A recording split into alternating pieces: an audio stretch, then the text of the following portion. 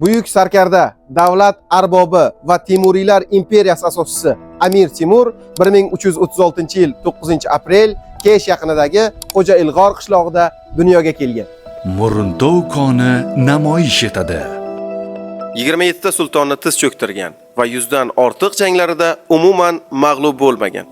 Samarqandni poytaxt etib markazlashgan davlat yaratgan va buyuk madaniy iqtisodiy yuksalishga asos solgan.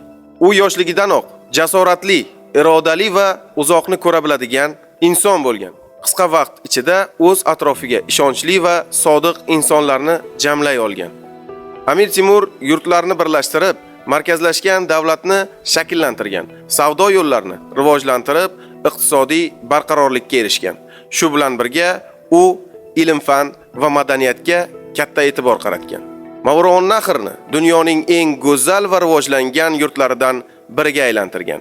Har bir jang oldidan u puxta reja va aniq taktikalar ishlab chiqqan. Uning har bir g'alabasi bu kuch emas, balki aql, sabr va hisob-kitob natijasi edi. Agar Amir Temur va Muruntov koni faoliyatiga nazar tashlasak, ularni birlashtiradigan asosiy jihat bu reja, aniq hisob-kitob va natijaga yo'naltirilgan harakatdir.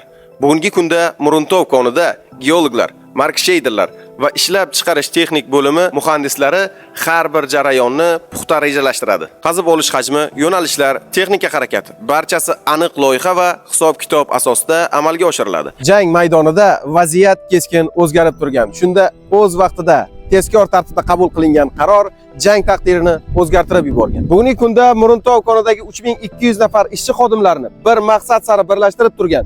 Rejani bajarish maqsadi uchun ham yillik reja, oylik rejalarga, oylik rejalar dekada, kunlik rejalarga, kunlik rejalar esa soatlik rejalarga bo'lingan bo'lib, ushbu soatlik rejalarni bajarish uchun ishchi xodimlar birlashib ishlashmoqda. Bu yerda har bir qaror katta natijaga xizmat qiladi.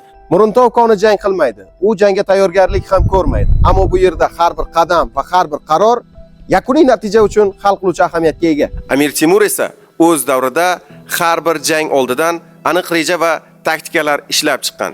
Uning har bir yurishi puxta o'ylangan. Strategiya, har bir harakati esa g'alaba va adolat sari qaratilgan edi. Jang maydonida esa u o'z vaqtida to'g'ri qaror qabul qilishi orqali natijaga erishgan. Shu tariqa o'tmish va bugunni birlashtiradigan muhim jihat bor. Muruntov konidagi zamonaviy ish jarayonlari ham, Amir Temur davridagi harbiy yurishlar ham reja, aniqlik va maqsad sari mehnatga asoslangan. Aniq reja muvaffaqiyat garovi. Kecha jang maydonida, bugun esa ishlab chiqarishda. Muruntov koni ishonch, shiddat, sabr.